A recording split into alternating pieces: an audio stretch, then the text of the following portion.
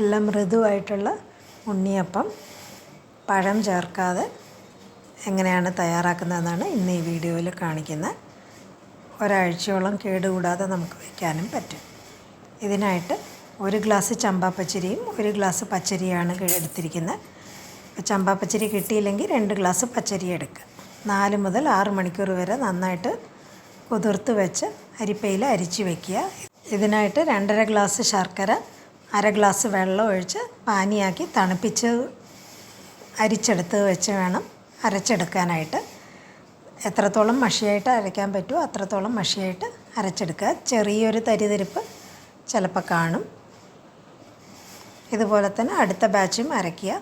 കൂടെ 5 ഏലക്കയും കൂടെ ചേർത്ത് നന്നായിട്ട് അരച്ചെടുക്കുക. ഇതിലേക്ക് 1 ഗ്ലാസ് ഗോതമ്പ് മാവും ബാക്കിയുള്ള ശർക്കര പാനിയും കൂടെ ചേർത്ത് അരച്ചെടുക്കുക. ബ്ലേഡ് സ്റ്റക്കാവാതിരിക്കാൻ ആദ്യം സ്പൂണ് വെച്ചൊന്ന് ഇതുപോലെ ഇളക്കിയെടുത്തതിന് ശേഷം നല്ല മഷി പോലെ അരച്ചെടുക്കുക.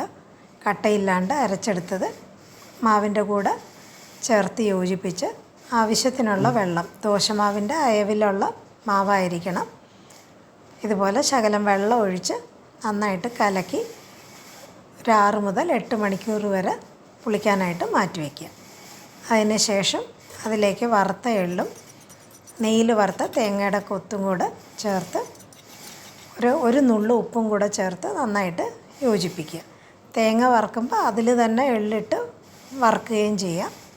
ഇപ്പം മാവ് കട്ടിയാണെന്ന് തോന്നുകയാണെങ്കിൽ ശകലം കൂടെ വെള്ളം ഒഴിച്ച് ദോശമാവിൻ്റെ അയവിൽ നേർപ്പിച്ചെടുക്കുക.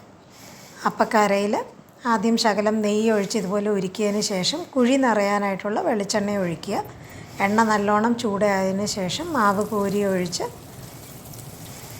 അപ്പം പൊങ്ങി വരുമ്പം തിരിച്ചും മറിച്ചും ഇട്ട് മീഡിയം ഫ്ലെയിമിൽ വെച്ച് നല്ല ഗോൾഡൻ കളറാവുന്നത് വരെ പൊരിച്ചെടുക്കുക.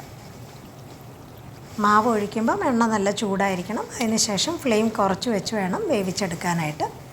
ഇതുപോലെ എല്ലാ അപ്പവും തയ്യാറാക്കി എടുക്കുക. ഇതിൽ പഴം ചേർക്കാത്തത് കൊണ്ട് കുറച്ച് ദിവസം കൂടെ കേടുകൂടാതെ നമുക്കിത് വയ്ക്കാനും പറ്റും.